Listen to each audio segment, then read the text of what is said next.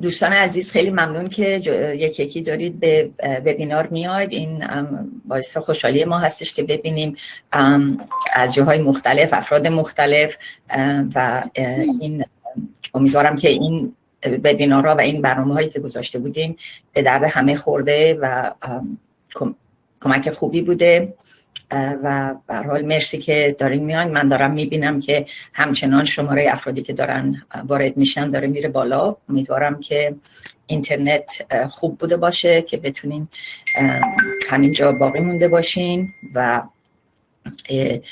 بتونین از سخنرانی دوستان استفاده کرده باشین. ما به اندازه فکر میکنم 1-2 دقیقه دیگه شروع خواهیم کرد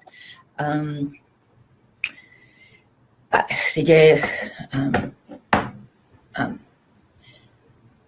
ساعت درست شد رایت؟ من شروع کنم.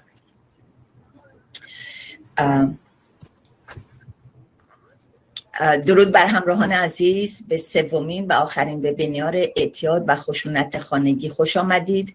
در این وبینار ما از 3 سخنران دعوت کرده ایم که 2 نفر از آنها به زبان انگلیسی صحبت می کنند و مریم جان آن را برای شما به طور همزمان ترجمه خواهد کرد. لازم به ذکر است که در این وبینار هم مانند وبینارهای قبلی وقت محلی شرکت کننده ها و سخنران ها متفاوت بوده و شامل شرق، غرب و شمال امریکا، اروپای مرکزی، تفلیس و ایران است. لطفاً توجه داشته باشید به سوالهایی که در صفحه خود می‌بینید حتماً پاسخ بدید. این پاسخ‌ها می‌تواند ما را در ارائه بهتر برنامه‌ها در آینده یاری کند. نکته دیگر این که لطفاً سوالات خود را در چت باکس کنار صفحه بنویسید تا در پایان با سخنرانان مطرح شود. سوالهایی که اونجا دارید می‌نویسید به طور خصوصی خواهد بود. در نتیجه فقط از همکاران ما رو می‌بینن و بعد میتونیم که از سخنران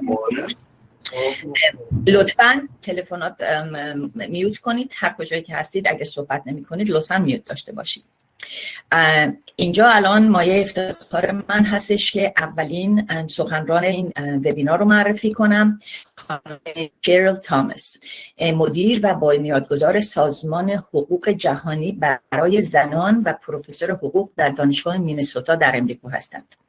او با سازمان ملل برای اصلاح قوانین در مورد خشونت همکاری نزدیک داشته و در تهیه پیشنویس قوانین جدید در مورد خشونت علیه زنان در بیش از 20 کشور شرکت کرده و حقوقدانها و افراد متخصص را برای اجرای چنین قوانینی آموزش داده است. در سال 2011 توسط مجله نیوزویک او به عنوان یکی از 150 زنی که جهان را تکان داده انتخاب شده. Cheryl, it's my great pleasure to introduce you, and I just did for the audience to know who's the first speaker. The floor is yours. Thank you. Thank you so much, Manaz. It's my real great honor and privilege to be here today. Am I coming? Can you hear me all right, everyone? Okay, wonderful. And thank you, Mariam, for sharing my slide presentation. I'll be talking about writing and passing laws on violence against women. خانم شریل امروز در مورد نگارش و به تصویب رساندن قوانین مرتبط با خشونت علیه زنان صحبت می‌کند. Yes, so we can go, yeah, thank you. There's the mission of my organization, Global Rights for Women.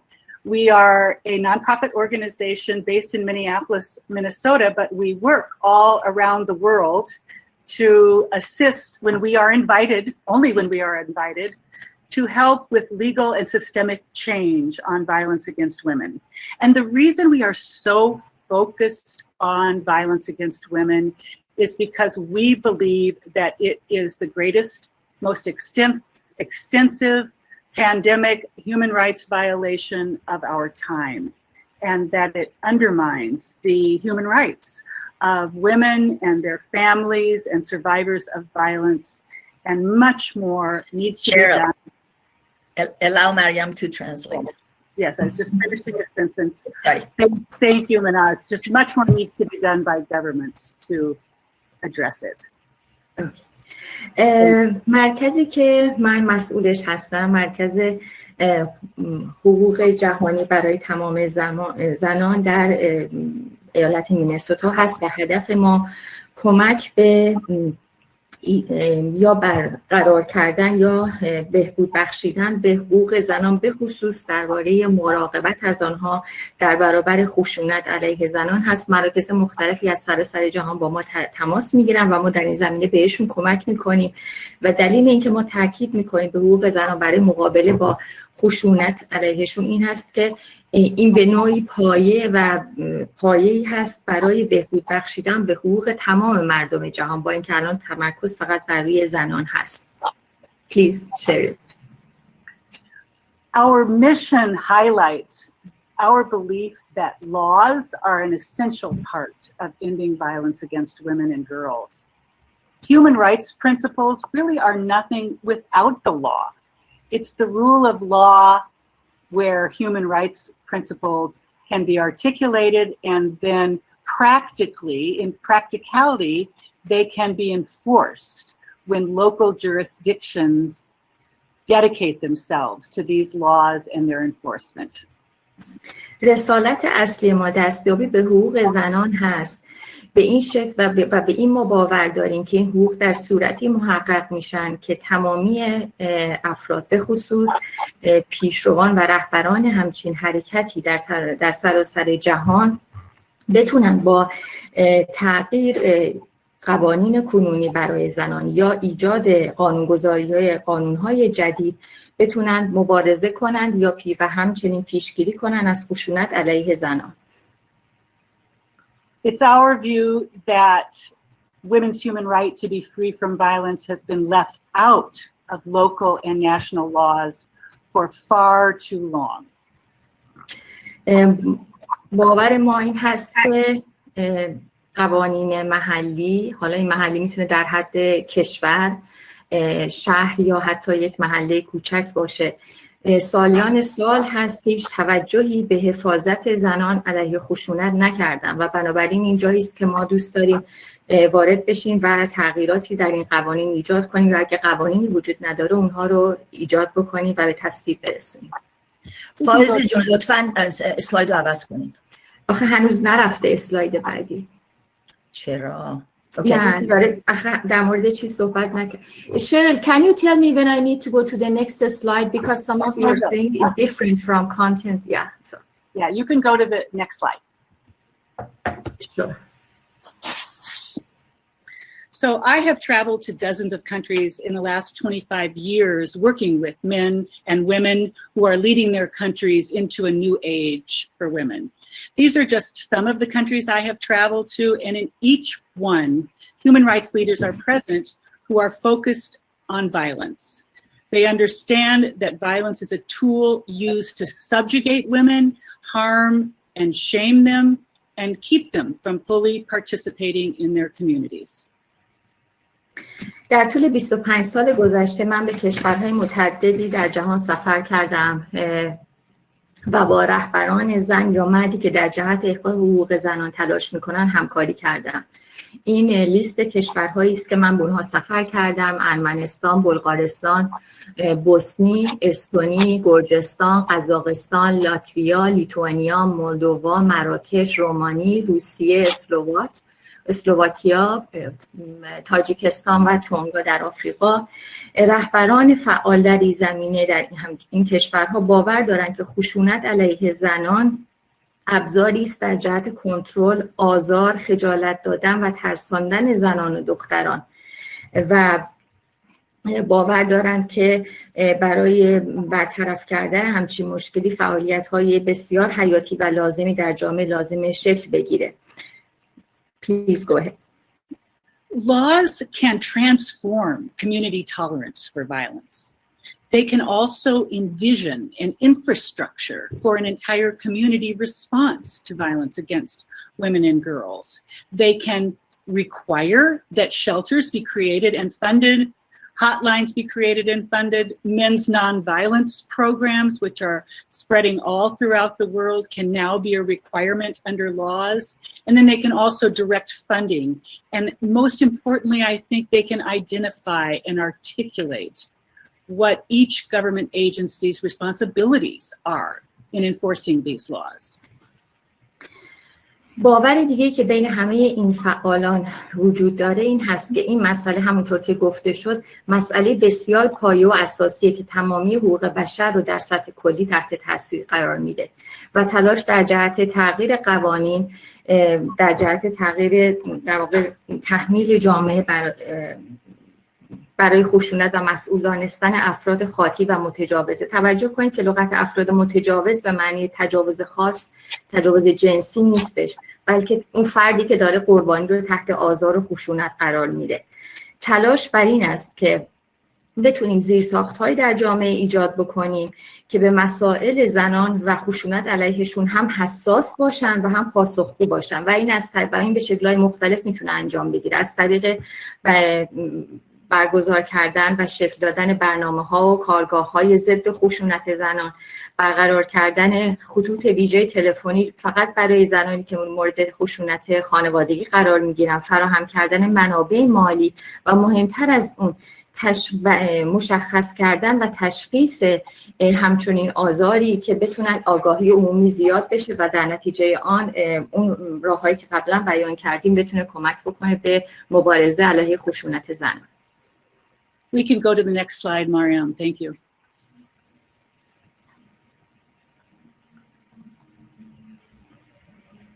So I'm going to talk a little bit about our work in Morocco. And that has gone on for, that's over 10 years, about 15 years. And then after I talk about our work in Morocco, I will give you a few guidelines of how we evaluate new laws on violence against women, how we make recommendations to partners to improve them, and a little bit of background on why these standards are so important.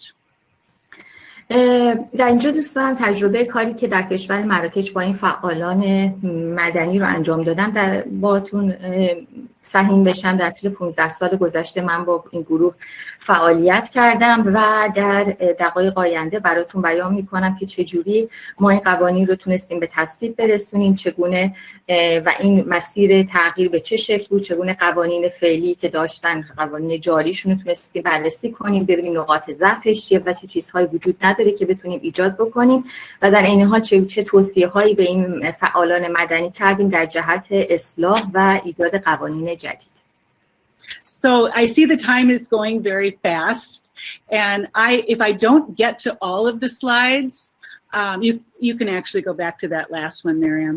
If I don't get to all of my slides, hopefully the information listed in there can be a resource to you, and you can refer to that for further information about laws. So going back now to Morocco, it was about 2007 that this organization, Mobilizing for Rights Associates, which is based in Rabat, Morocco, contacted us here in Minnesota for help with drafting a new law on violence against women. And they wanted this law to be a comprehensive law. So not just one form of violence, but multiple forms of violence, including primarily domestic violence and sexual assault. در سال 2007 همچنین مرکزی که در جهت مبارزه علیه خشونت زنان بود با خانم شریل و دفترشون تماس گرفتن و درخواست کمک کردن در جهت ایجاد قوانینی که بتونه کمک کنه به حقوق زنان، به خصوص به حقوق زنان در جهت دفاعشون از خشونت‌هایی که بهشون علیهشون انجام میشه توسط همسران یا پارتنراشون. البته بسته به کشور میتونه که فردی که داره بهشون خشونت میگه همسرشون باشه یا اینکه کسی که باهاشون همخونه است، دوست پسرش یا هر کسی، ولی من در طول ترجمه رو به عنوان همسر بیان میکنم. Please. So this organization, Mobilizing for Rights Associates, had identified me as a person that might be able to help them because I had been one of the leaders in drafting the United Nations Handbook on Legislation on Violence Against Women. And that had just come out in 2008. And we traveled there to train a group of advocates to just really give them knowledge about fundamentals of what a good law looks like and reviewing examples from the United States, where we had laws on violence against women. At that time, they'd been in place for about 30 years, and assist them in making sure their law had strong provisions. دلیل اینکه اینو با من تماس گرفتن این هست که من از طرف سازمان ملل دعوت شده بودم که در واقع کتابچه‌ای در مورد قوانین حفاظت زنان تهیه و تنظیم بکنم و در سال 2008 این کتابچه که در واقع مجموعه این قوانین هست منتشر شد. بنابراین من به این گروه در واقع به گروهی از فعالان مدنی در مراکش کمک کردم که بتونیم مواردی که در اون کتابچه بیان شده بود رو در حد محلی و کشوری در کشور مراکش اجرا کنیم. So over the years since 2008, we have held several trainings with advocacy groups like Mobilizing for Rights Associates and also with government actors. One training where we gathered in a group of probably 50 or 60 people, and we stayed together in a hotel out in the desert for a week with advocates, prosecutors, judges, and police, all working on the language of the law. And we divided into groups. Some worked on the criminal provisions, some worked on civil order for protection provisions, some worked on family law provisions, and we examined what was available in the law currently in Morocco at that time, and then what best practices were from around the world. در سال 2008 ما دور هم جمع شدیم در واقع در یک منطقه‌ای که کاملا کبیری بود در مراکش. حدود 50 نفر افراد مختلف از بخش‌های مختلف کشوری، چه بخش خصوصی چه بخش دولتی شرکت داشتن. این افراد دادستان بودن، وکیل‌ها و قاضیان دادگاه‌ها بودن، پلیس بودن، فعالان اجتماعی بودن. دور هم جمع شدیم، بحث کردیم ببینیم چه نیازهایی وجود داره و با توجه به اون کتابچه قانون که در سازمان ملل نوشته شده بود بتونیم با هماهنگی همدیگه قوانین جدیدی رو پیشنویسی کنیم برای بررسی و در آینده تصویبش در مراکش. این در واقع بررسی همه جانبه بود، به حقوق زنان از جنبه‌های مختلف توجه شده بود که در بخش بعد در موردش صحبت میشه. So this process was led by this small NGO from Rabat, Mobilizing for Rights Associates, and their methodology was so impressive. And I say that because one of the key principles in getting a law drafted is to gain allies in the legal system, those police, prosecutors, judges, probation officers who can really begin to own this process of developing the law and then take on more responsibility when the law is passed and it needs to be enforced. جالبه ذکر بکنم که کل این تلاش ها فقط با در واقع همکار با دعوت یک NGO، یه سازمان غیر انتفاعی بسیار کوچیک انجام شد که ولی بسیار کارا عمل کردن در جهت گرد همایی پلیس ها، وکلا، قاضیان، دادستان ها و فعالان اجتماعی از گروه های دیگر. و چیزی که خیلی مهم بود و ما تونستیم این رو انجام بدیم این بود که تونستیم همکاران همیار پیدا کنیم، یعنی افرادی از گروه های مختلف که من بیان کردم که واقعا باور داشتم میتونن کمک بکنن و ما از اینها استفاده کردیم که بعد هم وقتی که الان در جهت تولید قانون در واقع نوشتن قانون کمک میکنن، بعد هم اینها در نقش‌های مختلفشون هم بتونن به اجرای قانون کمک بکنن که بخش بسیار مهمی در جهت حفاظت حقوق زنان علیه خشونت جنسی و یا خانوادگی هستش. So the law in Morocco passed in 2018, and it was very, very different from the law that we had together drafted at that week-long retreat, really, in Morocco. That was later in several years later. But in 2018, the law did pass. As usual, the language in the first draft of a law is never perfect, and compromises had to be made. But there were really serious weaknesses in the law that passed in 2018.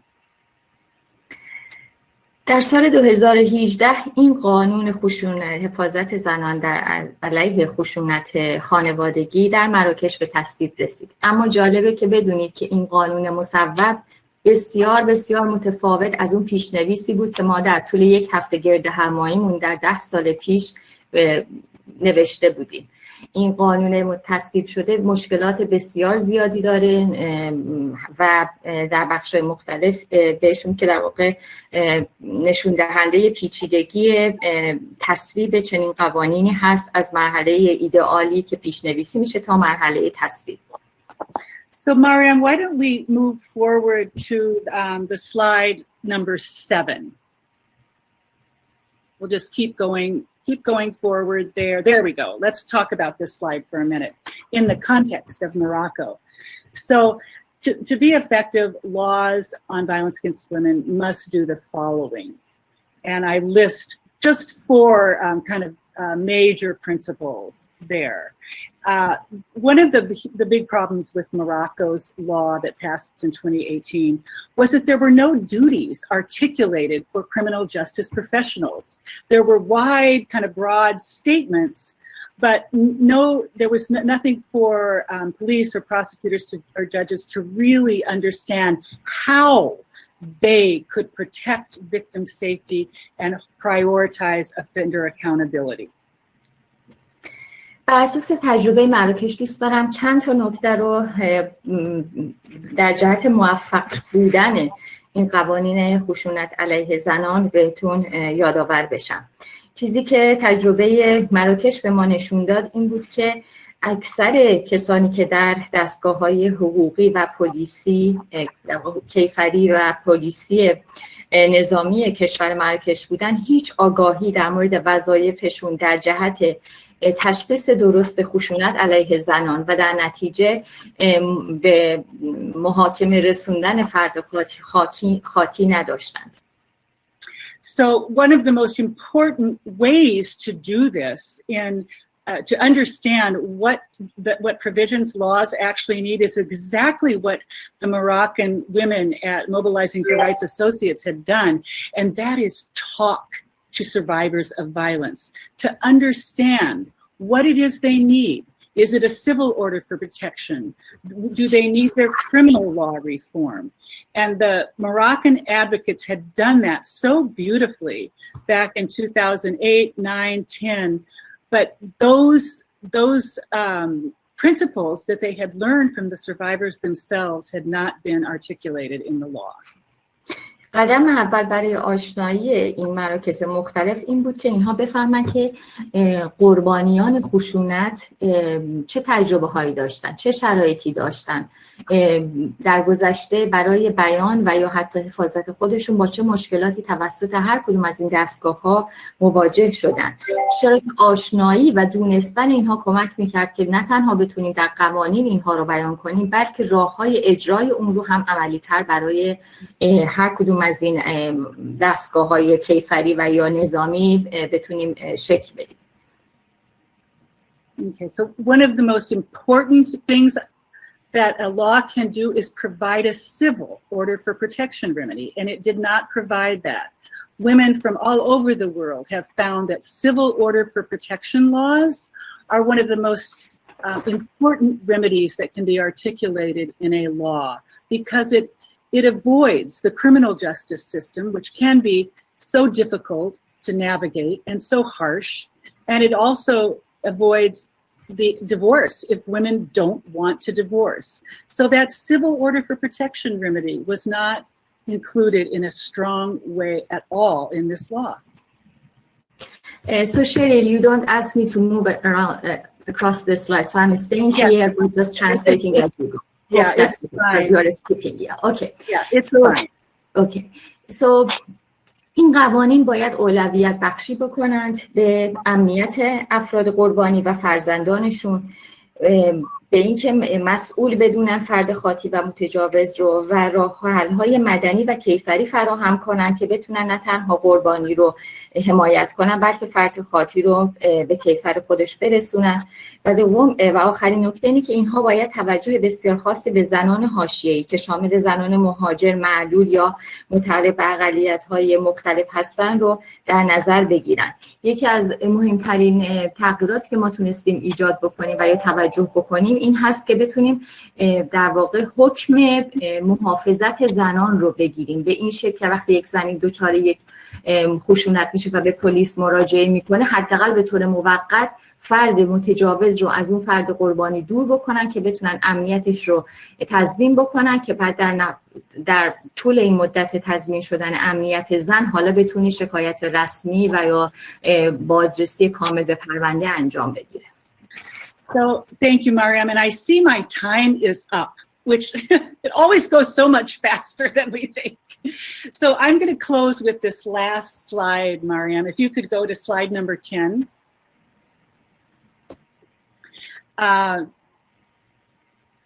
Yes, there we go. So as I say, I didn't get to most of my slides, so I hope that this PowerPoint can be sent out and you can, if you want more details of what it is that makes a very strong law, you can refer to my slides that I haven't covered here. But we'll have it translated, Cheryl. I promise you, we'll have it translated. Oh, good. Wonderful, wonderful. We'll put it up. Do you want to translate that, Mariam? And then I'll just briefly say something about these or 4 documents, and then I'll close. Sure. به خاطر کمبود وقت من اصلا نتونستم به بیشتر اسلایدام برسم و براتون بیان بکنم، اما خانم هریسون لطف میکنن اینها رو ترجمه میکنن و در اختیار علاقه‌مندان قرار میدن. من فقط میخوام بدونید که منابعی هست که بتونه بهتون کمک بکنه در جهت بررسی قوانین فعلی و یا کمبود قوانین جدید و اینکه چگونه اینها رو به تصویب برسونید.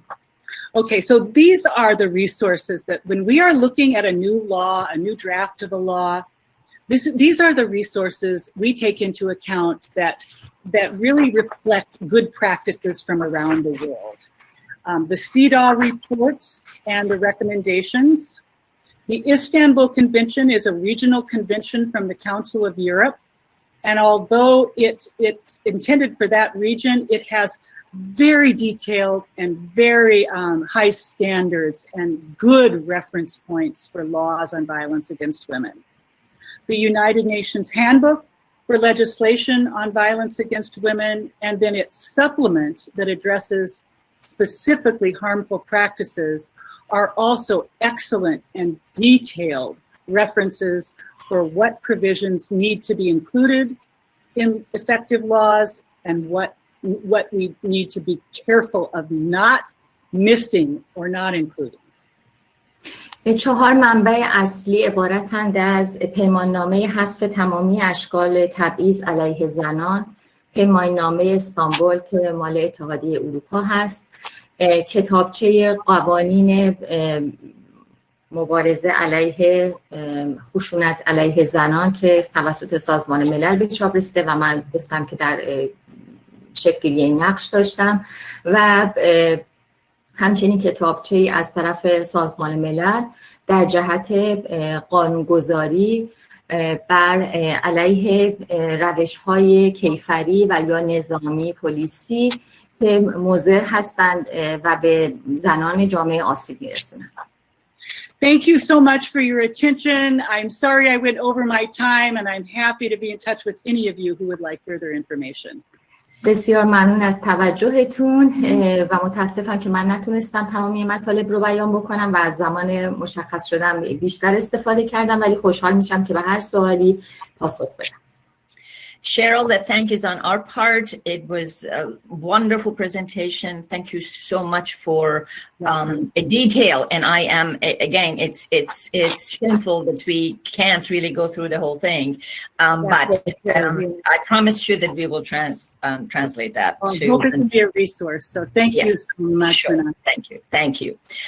دوستان، من از خانم شیرل تشکر کردم. مریم جان، یک دنیا ممنون برای زحمتی که کشیدین.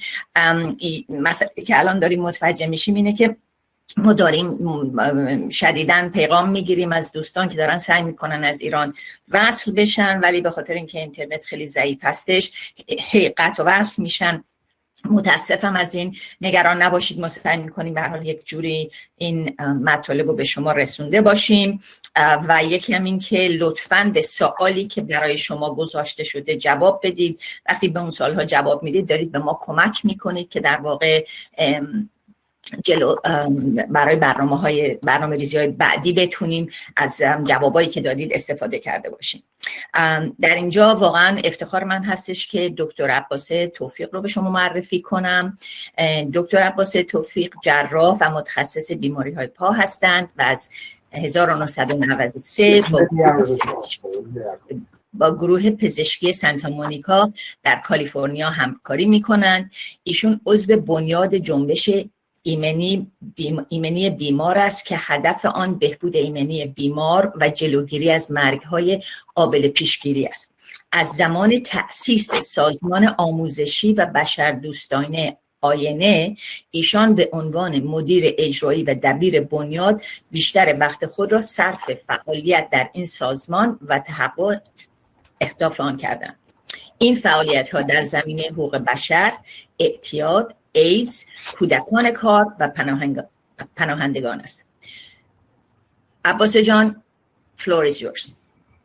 ممنون عزیز، مرسی از شما و همکاران نازنینتون که این موقعیت رو به وجود میارید که همه ما بتونیم هدفمندانه در مسیر سازمانی که درش فعالیت میکنیم و عزیزانی که مخاطبین ما هستن بتونیم بهتر کارمون رو انجام بدیم. اگر اجازه بدین، چون میدونم وقت خیلی زیادی برای این که من بخوام وارد تمام جزئیات سازمان بشم نذارم و بیشتر در رابطه با راهکارها و اهدافمون آگاهی رسانی کنم، یه توضیح کوتاهی در رابطه با اینکه چرا بنیاد آینه فعالیتش رو شروع کرد و اینکه چه راهکارها و چه تسهیلاتی رو در اختیار عزیزانی که نیاز به راهنمایی دارند ما تهیه تدارک دیدیم، یه مقدار براتون توضیح بدم. دلیل پایه‌گذاری این سازمان از آغاز به خاطر دیدگاه پایه‌گذارش که آقای داریوش اقبالی هستند بود که هدفشون بر این بود که با آگاهی رسانی شما میتونید در رابطه با بسیاری از آسیب‌ها به خصوص بیماری جهانی اعتیاد کمک کنید تا هم در زمینه پیشگیری بتونیم فعالیت بیشتری داشته باشیم و هم در زمینه آگاهی رسانی.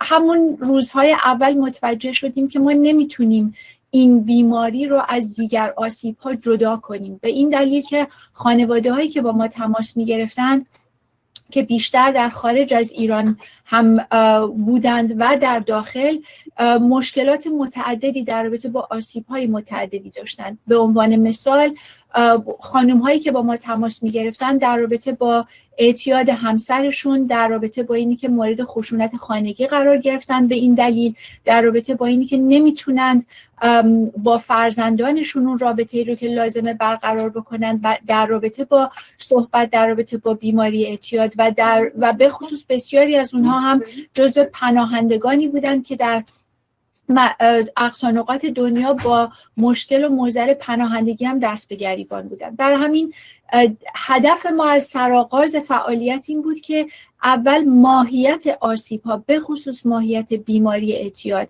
و اینکه یک بیماری جهانی، یک بیماری خانوادگی، یک معضل اجتماعی رو بیشتر بتونیم برای عزیزانی که با این مشکل و دیگر آسیب‌ها دست به گریبان بودن باز بکنیم و تا زمانی بعد هدفمون هم این بود که تا زمانی که آشنایی با ماهیت یک آسیبی وجود نداشته باشه شما نمیتونید به مخاطبینتون و اون اشخاصی که با این بیماری دست به گریبان هستند کمک بکنید، به خصوص وقتی دارید در رابطه با یک آسیب خانوادگی صحبت میکنید.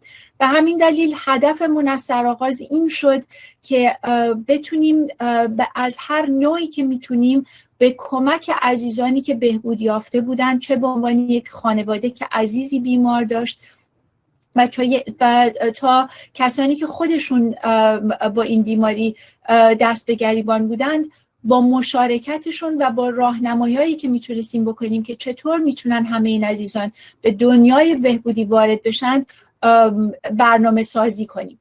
و یه مقدار دوست دارم اینجا در رابطه با مشکلاتی که بیشتر از هر زمینه‌ای در این رابطه مشکل ساز برای خانواده ها و عزیزانی که با بیماری اعتیاد چه مستقیم و چه غیر مستقیم کلنجار میرند صحبت کنم.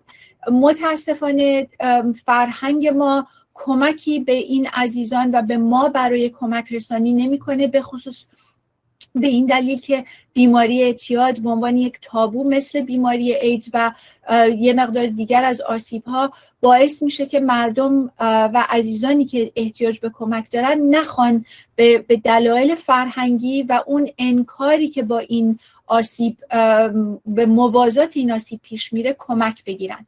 هدف ما همیشه این بوده از روز اول که به این عزیزانی که با این آسیب دست به گریبان هستند این توضیح رو بدیم که مسائل فرهنگی متاسفانه باید در یه گوشه بایگانی بشه تا شما بتونید با آغوش باز وارد اون حیطه‌ای بشید که بتونید هم به خودتون و هم به بیماری که عزیز شما هست کمک بکنید. با این دیدگاه که ما همیشه این توضیح رو دادیم که سعی کنیم اول بیماری اعتیاد به عنوان یک بیماری روحی روانی که قابل پیشگیریه و اینکه خانواده میتونه یه نقش مثمر ثمری در سوق دادن عزیزش به طرف بهبودی کمک بکنه، ولی با آگاهی داشتن. کاری که ما سعی کردیم انجام بدیم اینه که اول این مسئله رو باز بکنیم و کمک بکنیم که هم بدونند هموطنان ما و تمام کسانی که با این بیماری دست به گریبان هستند که کمک هست و اینکه چگونه شما میتونید دسترسی به این کمک ها و به این تحصیلات داشته باشید. یکی از مسائلی هست که متاسفانه در ایران باز به دلیل مشکلات فرهنگی دسترسی به این جور اطلاعات در بعضی موارد میتونه بسیار سخت باشه و ما سعی کردیم این بود که در وبسایت آینه سعی کنیم اطلاعاتی رو در اختیار عزیزان بذاریم که اگر خودشون نمیتونن مستقیما کمک بگیرن، چه در رابطه با عزیز بیمارشون و چه خودشون به عنوان یک کسی که به واسطه بیماری عزیزشون با بیماری اعتیاد دست به گریبان هست بتونن کمک بگیرن. ما بر این اعتقاد هستیم که به دلیل اینکه سیستم 12 قدم تونسته نزدیک به 100 سال به عزیزانی که چه مستقیم و چه غیر مستقیم با بیماری اعتیاد دست به گریبان هستند کمک بکنه که به رایگان هم در اختیار همه قرار میگیره، این سیستم رو سعی کردیم آموزش بدیم و آگاهی رسانی بکنیم و دست عزیزان بیمار رو در دست راهیان دنیای بهبودی و به گفته آقای اقبالی افتادگان به پا خواسته، چه به عنوان یک فامیل و چه به عنوان یک کسی که خودش با این بیماری دست به گریبان هست بذاریم. به این صورت که سعی کردیم اول توضیح اینی که این بیماری از چه نقطه‌ای سرچشمه میگیره و چگونه میتونه یک خانواده، یک عضو خانواده در این که بتونه عزیزش رو کمک بکنه تا به تصمیم خودش به دنبال پاکی بره، بتونه از این راهکارها استفاده بکنه. مسئله بسیار مهم اینه که کسانی که با ما تماس میگیرند و کسانی که ما ساعتها باشون از طریق تلفن یا اینترنت در تماس هستیم متاسفانه هنوز بعد از سالیان سال آگاهی ندارند که به چگونه میشه با یک شخصی که با این بیماری دست به گریبان هست کمکش کرد و چگونه باید پرهیز کرد از دیکته کردن و کنترل کردن. مشکل بسیار بزرگ اینه که خانواده‌های هموطنان ما متاسفانه هنوز با این دیدگاه بسیاریشون روبرو میشند که میخوان یه جوری عزیز بیمارشون رو کنترل بکنن، عزیز بیمارشون رو وادار به ترک بکنن، عزیز بیمارشون رو فقط بخوان ازش که دیگه استفاده نکنه، باز به دلیل این که با اون سلسله مراتبی که کمک میکنه به یک شخصی که به پاکی برسه آشنایی ندارن و اینی که مراحلی رو که باید یک کسی طی بکنه برای اینکه به اون بهبودی برسه رو باهاش آشنایی ندارن، که باز اون مراحلی هستن که بسیار ساده میشه با آموختن این که چگونه شما میتونید مثمر ثمر باشید در سوق دادن عزیزتون به طرف بهبودی دنبال بکنید و این نکته بسیار مهم که شما باید بتونید اول رو خودتون کار بکنید و تغییر از خودتون آغاز بکنید که اول این بیماری رو بشناسید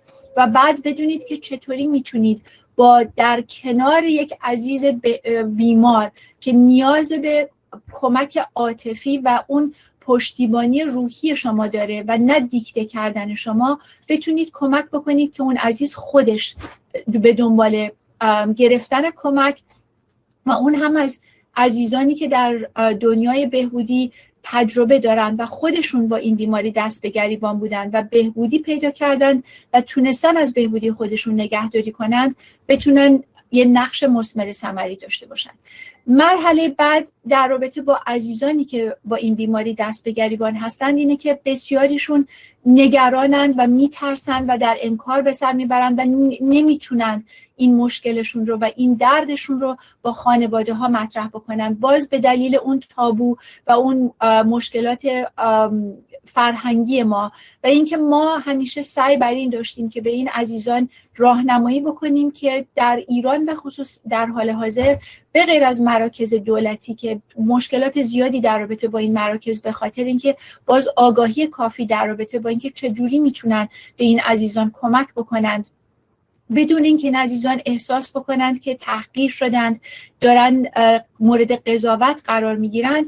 تشویق این عزیزان هست که به سازمان‌های نهادهایی که خود مردم، خود عزیزان بهبودی یافته پایه‌گذاری کردند و باز تحصیلاتشون رو به رایگان در اختیار این عزیزان میذارند معرفی بکنیم. ما در ایران الان یک زنجیروار به قول آقای اقبالی عزیزانی رو داریم که در دنیای پاکی سالیان سال تجربه دارند و در اقصا نقاط ایران آماده هستند که به عزیزانی که با این بیماری دست به گریبان هستند به رایگان کمک کنند و اون بخشی که همه کسانی که با این بیماری دست به گریبان هستند بدونند که کمک هست و میتونند با راهنمایی راهیان دنیای بهبودی و عزیزانی که تجربه دارند بتونند گام به گام و قدم به قدم از سمزدایی آغاز بکنند و یواش یواش پله به پله با قدم‌هاشون رو کار کردن از بهبودیشون و اون بخش روحی روانی این بیماری بتونن کمک بگیرند و بتونن قدم به قدم التیام پیدا کنه دردها و زخم‌های روحی روانیشون و تا به جایی برسند که بتونن دست یک عزیز بیمار دیگری رو بگیرن.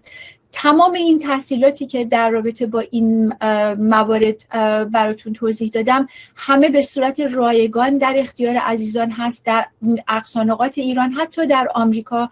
اینجا ما عزیزان زیادی رو داشتیم که با ما تماس گرفتن، چه در رابطه با خودشون چه در رابطه با اعضای خانواده به خصوص فرزندانشون و باز با اون دیدگاه اشتباه که وادار کنن عزیزشون رو به پاک شدن و انکار این مسئله که خودشون غیر مستقیم با این بیماری دست به گریبانند و یه مقدار زیادی از وقت ما صرف بر این میشه که برای این عزیزان این نکته رو بشکافیم و باز بکنیم که شما با زور، با خواهش، با تمنا، با تحقیر، با تهدید هیچ کسی رو نمیتونید وادار به کمک گرفتن بکنید و این مسئله فکر میکنم اگر اشتباه نکنم شما عزیزانی که تخصص در این زمینه دارید در مورد بسیاری از آسیب‌ها حتی خشونت خانگی و مسائل دیگه صدق میکنه که با فشار و تهدید شما هیچ کس رو نمیتونید وادار کنید که کمک بگیره، اما با آگاهی رسانی و با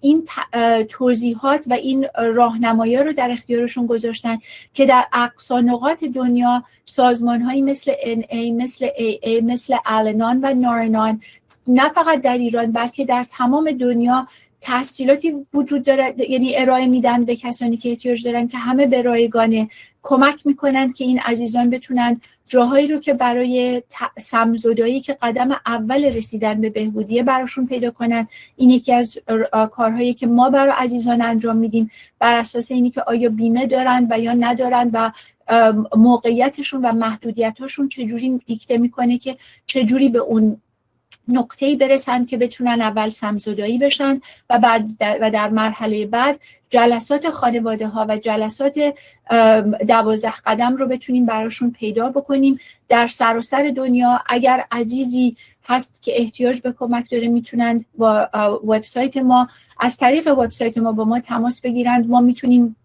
همه عزیزان رو در هر کجای دنیا که باشند راهنمایی بکنیم که به چه طریق میتونند از اون تحصیلاتی که وجود داره بتونن استفاده کنن. اگه اجازه بدین اینجا صحبتمو تموم بکنم و ترجیح میدم اگر عزیزان سوالاتی دارن در رابطه با این مسئله بتونم بیشتر در اختیارتون بذارم. عزیزان ممنون از وقتتون و با آرزوی موفقیت برای همه شما عزیزان. دست شما در نکنه، عالی بود. من توی چت دارم میبینم که افراد دارن مینویسن که حتی کسانی که سالهای سال بوده با این مسئله داشتن زندگی میکردن دارن میبینن که صحبت شما چقدر براشون مفید بوده. دست در نکنه عباس جان و مطمئنم که سوال در آخر کار خواهد بود. بچه ها دارن سوالا رو مینویسن و ما ادامه میدیم. یک دنیا من دست در. خواهش میکنم. مرسی از شما عزیز. خواهش میکنم. باز دارم یادآوری میکنم که حتما دوستان عزیز به سوالاتی که در صفحه میبینید پاسخ بدید و لطفاً ایمیل خودتون رو وارد کنید که ما بتوانیم برای برنامه‌های آینده برای شما دعوتنامه بفرستیم. و الان هم با همین که وجود داره که اینقدر وضع اینترنت سخت بوده، 50 نفر الان روی خط هستن. من میبینم که تعداد میفته میره بالا، ولی الان داریم میبینیم که خوشبختانه 50 نفر موفق شدن که روی خط مونده باشن. Earlier you were asking how many people are we expecting. I just announced that we have 50 people at this point, knowing that people are struggling to really stay online. A suggestion, anyhow, I wanted to just let you know. دوستان اون چیزی هم که هستش همه دارن میگن لطفاً VPN رو استفاده کنین که بمونین. الان باعث افتخار من هستش که خانم کتی قملاری رو به شما معرفی کنم. خانم قملاری بخشی از تیم دولتی بود در دولت گرجستان که اصلاحات از سال 2004 تا 2011 رو در گرجستان انجام داد و این کشور را در خط مقدم حکمرانی خوب در منطقه قرار داد. او متخصص علوم رفتاری و همچنین عضو هیئت مدیره و ناظر پروژه های پار در مرکز نوآوری و اصلاحات با تمرکز ویژه بر طراحی و ارائه خدمات عمومی از نظر رفتاری است. ایشون بیش از 16 سال تجربه در مدیریت اجرایی امور عمومی و برنامه‌های دموکراتیک دولتی دارد و در پروژه‌های بسیاری با سازمان‌های بین‌المللی همکاری داشته است. Katie, is truly my pleasure to introduce you, and the floor is yours. Thank you so much. Greetings from very hot Tbilisi.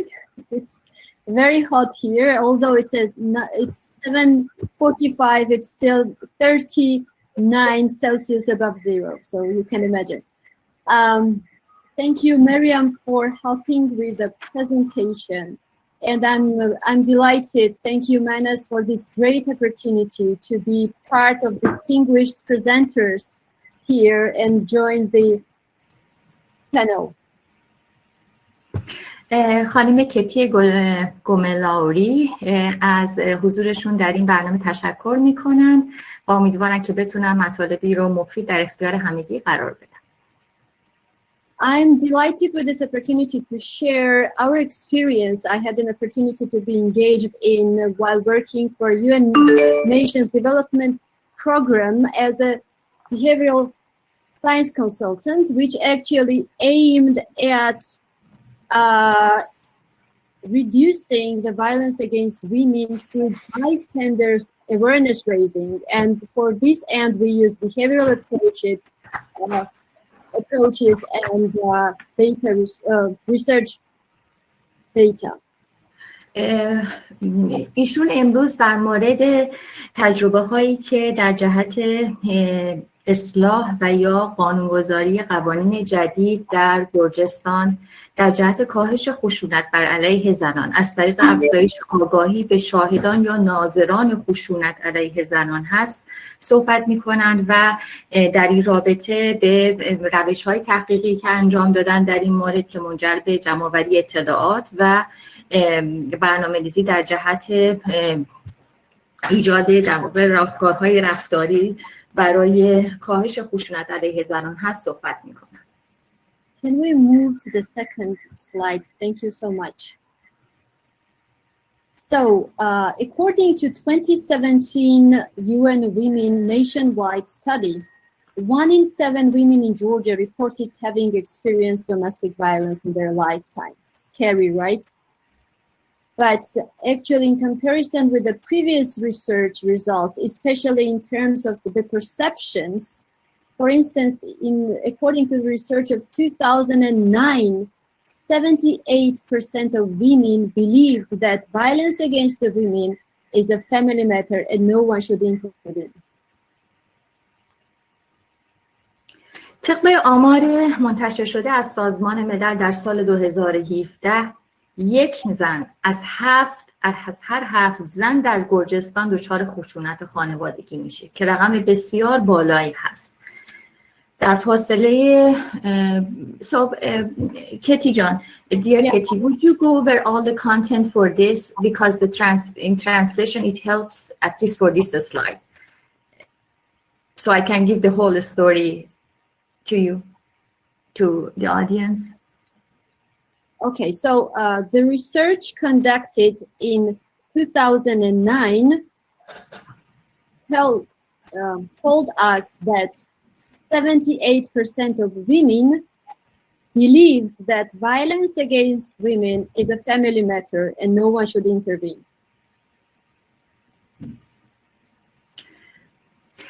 Okay, so نتایج تحقیقات, don't worry about it, go over however you're comfortable, I'll translate as you go. So نتایج تحقیقات اولیه ما نشون داد که 78% زنان مسئله خشونت علیه همسر یا پارتنر در خانواده رو مسئله بسیار خصوصی و شخصی میدونستن. 2017 study said that this number decreased to 33%. این رقم در سال 2017 به 23% کاهش پیدا کرد. However, we all know that change in perception does not automatically mean that people are ready to intervene when witnessing the violence against women.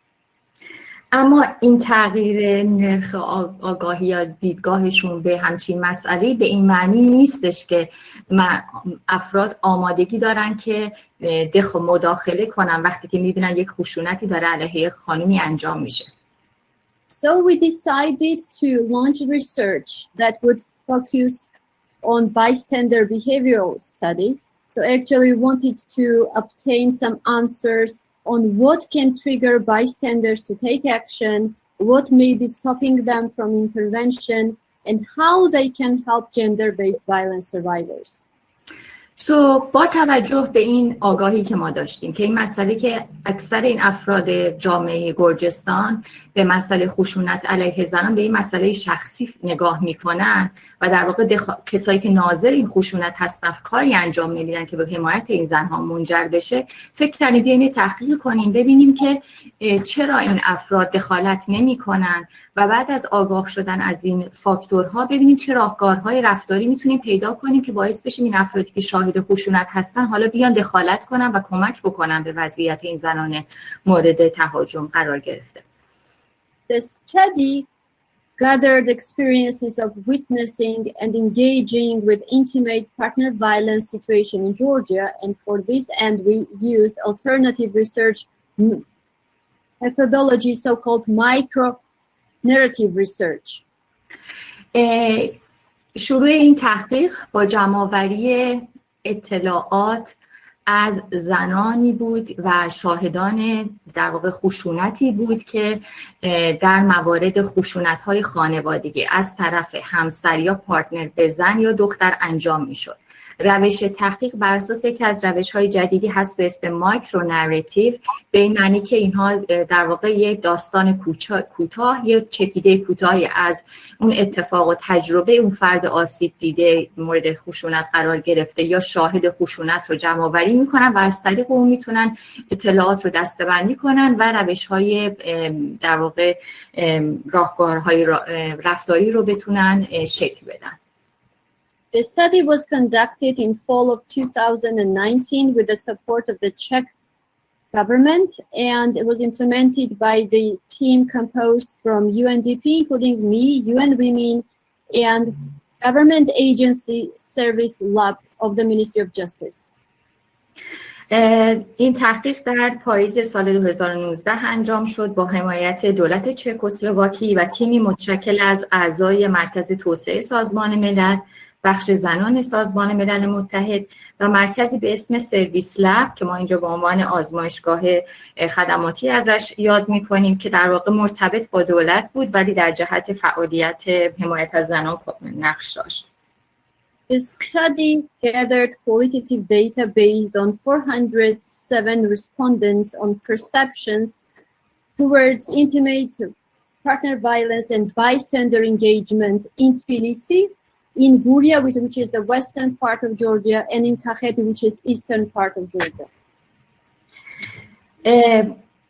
این تحقیق متشکل از اطلاعاتی از 407 فرد که این افراد یا خودشون در واقع دچار خشونت خانگی شده بودند یا شاهدان و ناظران این خشونت بودند و این افراد از نقاط مختلف گرجستان بودند، به خصوص از شهر تبلیس، منطقه گوریا در غرب گرجستان و کاکتی در قسمت شرق گرجستان.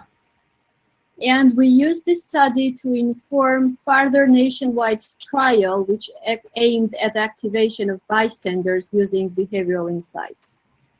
این تحقیق در واقع تحقیق پایلت و آزمایشی بود که بتونیم بعداً این تحقیق رو گسترش بدیم به نقاط بیشتری در گرجستان و هدف اصلیمون هم به حرکت در آوردن و در واقع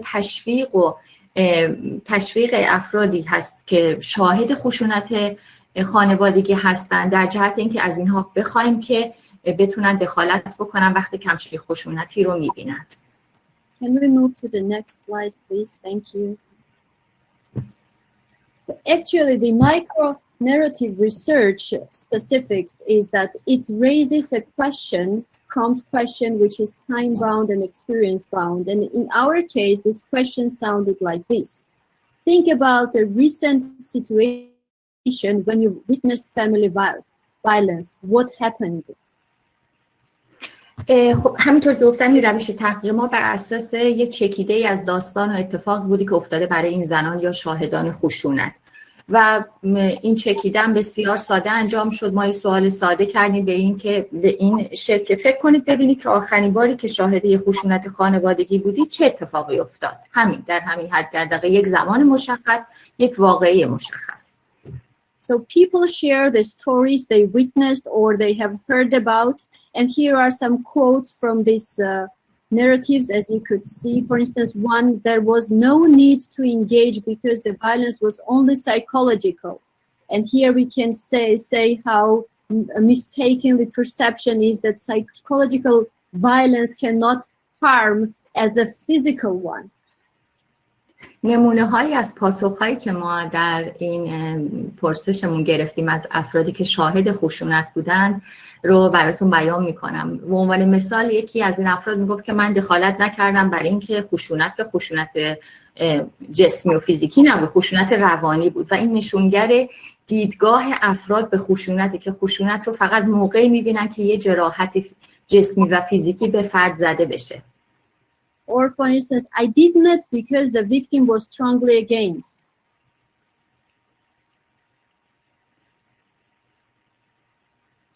دلیل دیگه‌ای که می آوردن برای دخالت نکردنش این بود که میگفتن فرد قربانی اصلا راضی نبود که من دخالت بکنم، یعنی حتما رضایت فرد قربانی و مورد تهاجم رو می‌خواستن تا اینا بتونن دخالت بکنن. And the narratives are actually followed by subsequent questions which gave us an opportunity to find out some interrelations of demographic data and lifestyle and attitudes of the respondents that are given here.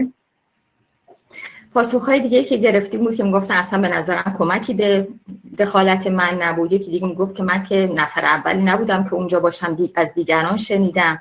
یکی دیگه میگفت که اونا خودشون به پلیس زنگ زدن. در نهایت این با اینکه ما پاسخ‌های مختلفی گرفتن این پاسخ‌ها بهمون کمک کرد که این بتونیم از افرادی که این جواب‌ها رو به ما دادن یه دسته‌بندی‌های مشخصی در بیاریم از اینکه سن این افراد چه تو شرایطی قرار گرفتن، در واقع داده‌ها رو بتونیم دسته‌بندی کنیم در جهت اینکه به ما کمک بکنه که بتونیم فاکتورهایی رو پیدا بکنیم که از اونها استفاده بشه برای آموزش به این افراد و تشویق اونها به دخالت وقتی که یک خشونتی رو می‌بینند. For instance, if there was any interrelation between the education, attendance of religious services, monthly income and family status. به عنوان مثال این که ببینیم که این افراد بک‌گراند در واقع پیش زمینه تحصیلی یا تعلقشون به گروه‌های مذهبی چجور بوده، وضعیت خانوادگیشون چجور، رابطه شکل در واقع رابطه پیش زمینه افراد رو با دخالت یا عدم دخالتشون وقتی که یک خشونت رو میبینن چی هست.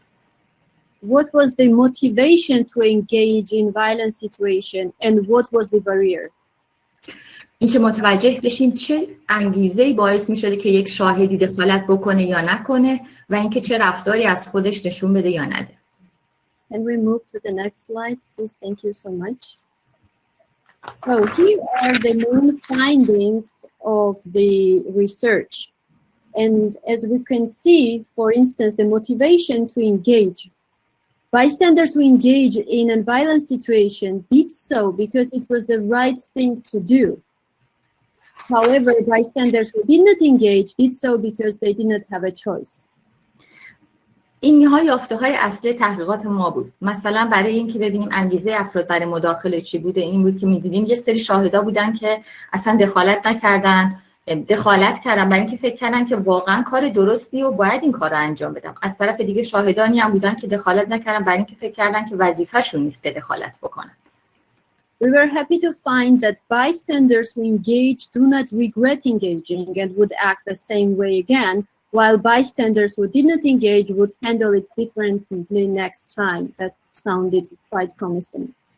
یافته بسیار بسیار جالب برای ما این بود که کسانی که شاهدایی که دخالت کردن از دخالت خودشون به هیچ وجه پشیمون نبودن و میگفتن اگر دوباره در همچین شرایطی قرار بگیریم باز هم مداخله میکنیم که حمایت بکنیم از اون زن.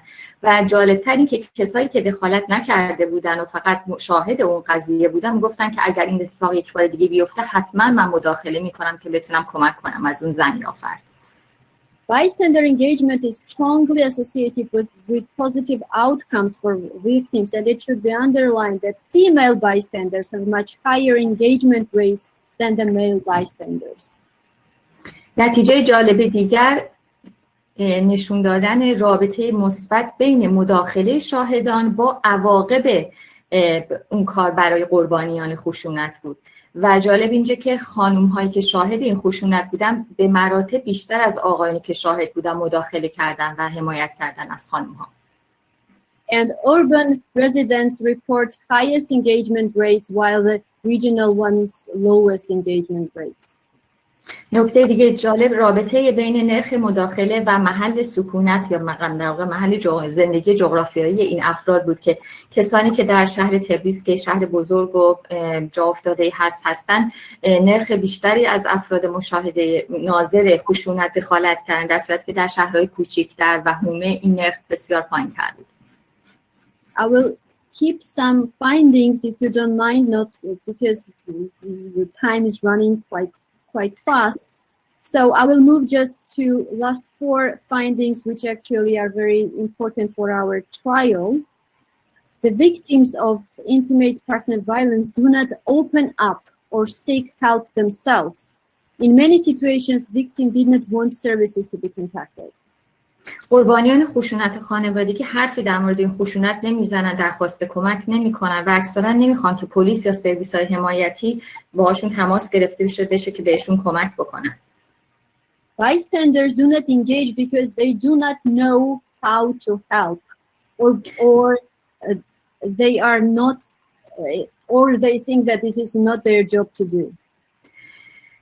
شاهدان خشونت نمیدونن که بعد از کی کمک بگیرن یا اصلا باور نمیدونن که حقشونه که بخوان دخالت بکنن تو همچین مسئله‌ای. And if people engage, they do so because they feel personal responsibility. اگر هم دخالت بکنن فقط به خاطر که شخصا حس مسئولیت میکنن. Based on these findings, and please move to slide 5. Thank you so much. Katie, one moment. While you're on this whole topic, someone is asking who were the witnesses. So who were the bystanders? Who were the witnesses? And I think you had a cross-sectional population, right? Yes, actually it were people who lived in Tbilisi capital, in Guria and Kakheti. These were people starting from 18 years old, including 65 years old people. Households, students, people with different education level and employment. So cross-sectional. Exactly. مریم جان، یک از سوال‌هایی که شده از طرف شرکت کنندگان این بود که این شاهدان و ناظران خشونت چه دموگرافیکی داشتن، چه ترکیب جمعیتی داشتن. خانم گوملاوری گفتن که این افراد از جهت سنی بسیار پراکندگی داشتن، از 18 ساله داشتیم تا 65 ساله. بعضی از اینها خانه‌دار بودن، بعضی دانشجو بودن و به گروه‌های مختلف جامعه و با سطوح تحصیلاتی مختلف تعلق داشتن. Thank you. We'll move to the next slide. So, based on these findings, we decided to use this opportunity and launch the randomized controlled trial for managing barriers of bystander action witnessing violence against women. با توجه به این داده هایی که به دست آوردیم، یک آزمونی طراحی کردیم در واقع به شکل آزمون کنترل تصادفی برای مدیریت موانع مداخله شاهدان خشونت علیه زنان. So randomized controlled trial, this is a tool of experimentation before wide scaling of any policy to check in a limited number of groups, treatment groups, so-called, if the intervention works and what is its impact. هدف ما از انتخاب این نوع آزمون، این تست این بود که برای یک تعداد افراد محدود جامعه، 2 تا گروه کنترل و گروه افرادی که در واقع تحت خشونت قرار گرفتن، یه تحقیق انجام بدیم که ببینیم این و بعد اون راهبردهای در واقع رفتاری خودمون رو روشون اجرا کنیم، ببینیم نتایج این چیه که اگه موفق آمیز بود حالا بتونیم این رو به کل جامعه تأمین بدیم، یا اگه اشکالاتی داشت اینو بهبود ببخشیم بعد اینو تأمین بدیم به کل جامعه. So our goal was to mobilize bystanders against gender-based violence, and we were happy with having an opportunity to do that, applying behavioral insights. هدف ما از این آزمون تشویق و به حرکت درآوردن شاهدان خشونت علیه زنان بود از طریق به کار بردن روش‌های رفتاری. So behavioral insights is a term increasingly used within public institutions to refer to efforts made to gain accurate and evidence-based understanding of how people behave and make decisions. این روش که به انگلیسی behavioral insights یا بینش رفتاری یاد میشه در زمینه علمی، در جهت شناسایی نقاطی هست که بشه از طریق اون رفتار افراد رو عوض کرد و باعث شد که به نتیجه دلخواه در زمینه مورد نظر برسیم. در این زمینه هدف ما این بود که تغییر بدیم نظر افراد شاهد رو نسبت به خشونت به شکلی که باعث بشه نتیجه این باشه که اینها دخالت بکنن و از زنان تحت خشونت بتونن حمایت بکنن. And our approach was collaborative and aimed at capacity building of key stakeholders who were engaged in randomized controlled trial. حالا روش ما برای با توجه به این بینش رفتاری چی بود؟ هدف ما این بود که بتونیم در اینها حس همکاری و همکاری متقابل رو ایجاد بکنیم و در اینها ظرفیت سازی بکنیم در نهادهای مختلف که وقتی افراد این روش تغییر رفتاری رو میکنن، حالا نهادهای مختلف این ظرفیت رو داشته باشن که پاسخ بدن و در نهایت باعث بشه که بتونن به زنها کمک بکنن. Move to the next slide. Just one glance on it, on a team that were engaged in randomized control trial. This is Behavioral Insights Team, UK-based organization, which is one of the acknowledgeable organizations working on behavioral insights, formerly known as Nudge Unit, and UNDP and Service Lab under Ministry of Justice. And we can move to the next slide. Sure. این گروه، این در واقع تیم بینش رفتاری و کاری که ما کردیم متشکل همونطور که گفتم از مرکز توسعه سازمان ملل و بخش دولتی سرویس لب بودش. So again, before launching randomized control trial, we once again analyzed the situation in 2019, that actually our micro-narrative research results, and we came up with the situation that the bystanders in Georgia frequently have nuanced understanding of intimate partner violence. پیشینه اطلاعاتی که ما در سال 2019 هنگام انجام این تحقیق داشتیم بود که شاهدان خشونت در گرجستان تعریف بسیار ظریف و خاصی از خشونت خانوادگی به سمت همسر یا پارتنر داشتن. تعریفی که در مصاحبات میگفتن که خشونت فراتر از خشونت فیزیکی، شامل خشونت عاطفی میشه، شامل محدود کردن حقوق فردی فرد میشه، تحقیر و بی‌توجهی و غفلت به زن میشه. و جالب توجه که اون اطلاعات در اون سال نشون داده بود که نرخ خشونت جنسی بسیار پایین‌تر از اون بود که میتونه از اونی بود که ما انتظار داشتیم که میتونه نماینگر این مسئله باشه که این نوع خشونت کمتر گزارش میشده. In interviews, they noted that abuse goes beyond physical harm and includes emotional control, restriction of rights, belittling, and neglect. Nonetheless, the low reporting rates of sexual aggression in the Ministry of Interior database of You can continue. That sexual violence is under-recognized and under-reported. You can continue. I translated it as part of the first sentence you just mentioned. Okay. Yeah.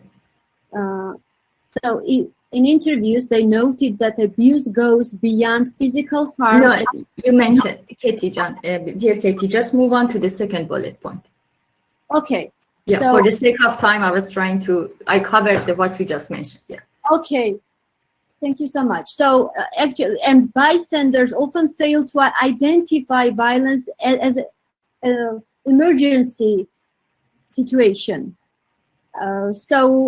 Intimate partner violence is normalized and seen by many as a part of routine conflict in relationship. شاهدان خشونت اکثرا در تشخیص خشونت به عنوان یک امر حیاتی و اورژانس دچار اشتباه میشن. فکر نمی‌کنن یه چیزی که بس سریعا بهش پاسخ داده بشه. خشونت رو یک امر عادی و بخشی از مشکلات روابط زناشویی می‌بینن و چون قربان Please continue. And influential social norms that keep people from intervening in a couple's relationships. And I will skip the part.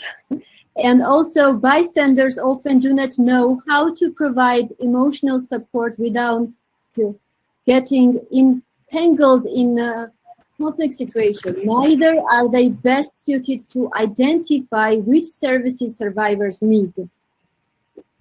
قربانیان خشونت در طولانی مدت و اکثرا در سکوت مورد خشونت قرار میدن و شاهدان خشونت این مسئله رو یه مسئله بسیار معمولی میدونن و از طرف دیگه رفتارهای پذیرفته شده اجتماعی هم مانع مداخله شاهدان میشه وقتی خشونتی بین دو تا زوج انجام میشه.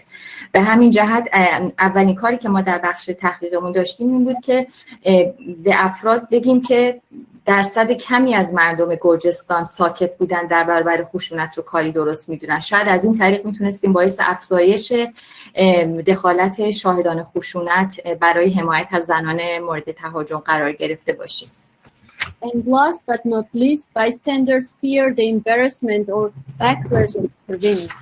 Even when choosing to take an action, bystanders struggle with choosing the right words or moment to use.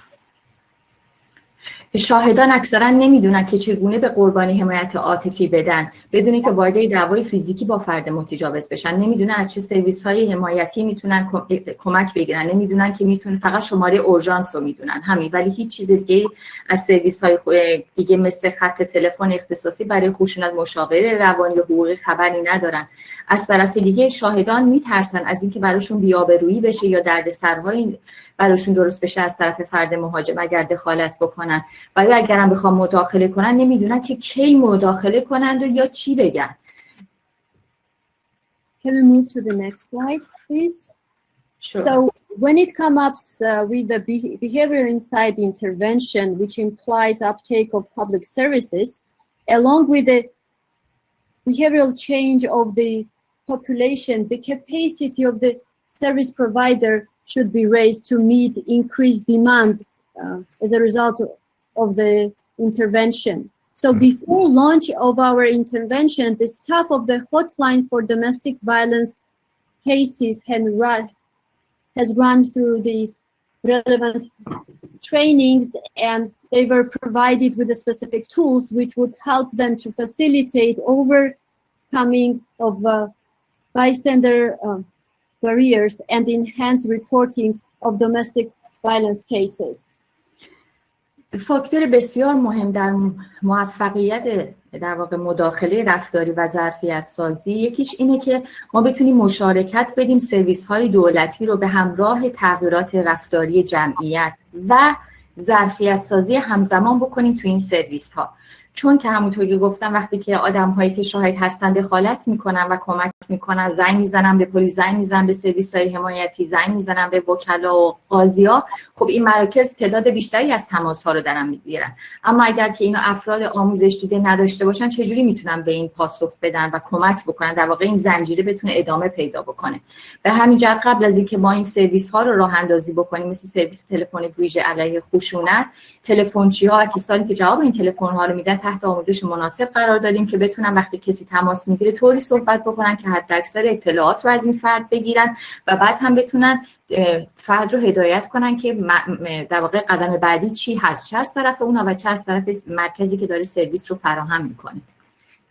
Can we move to the next slide, please? Thank you. So actually our randomized control trial is still ongoing, and it aims at nudging bystanders to report domestic violence cases by delivering specific messages which actually guide them in identification of type of violence, and on the other hand, they dictate concrete actions they should perform to ensure their and survivor security.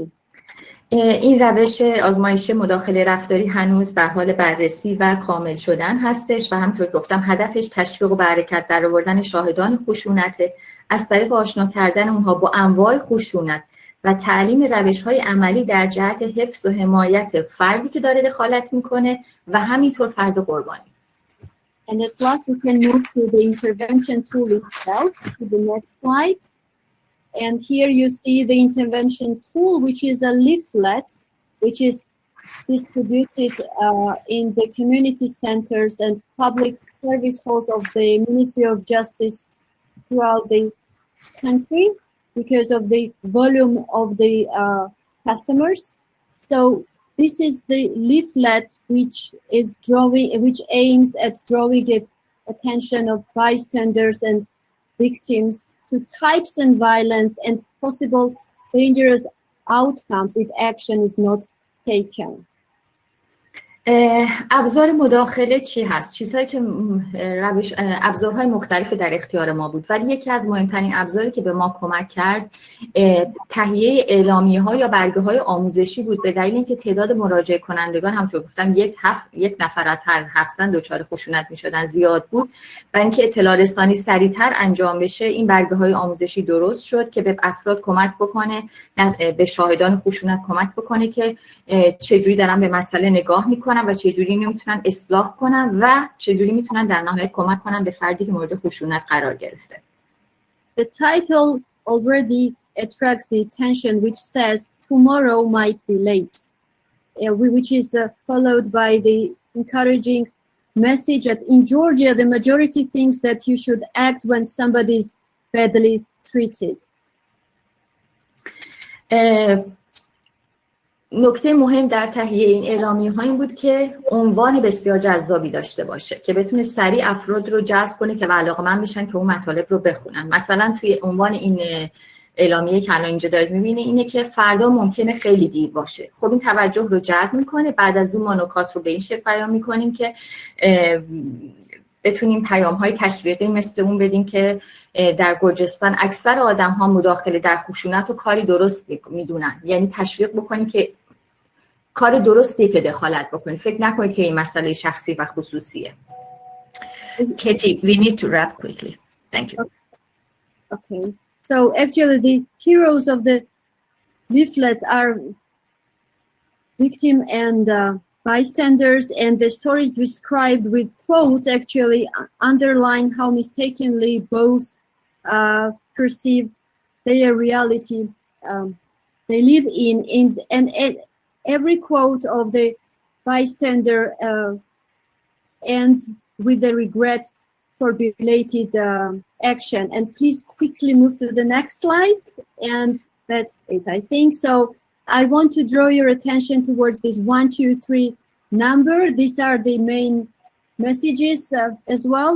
Based on our research, I mentioned that the survivors do not initiate the conversation. So message 1 says, if your respondents need help, first, initiate conversation.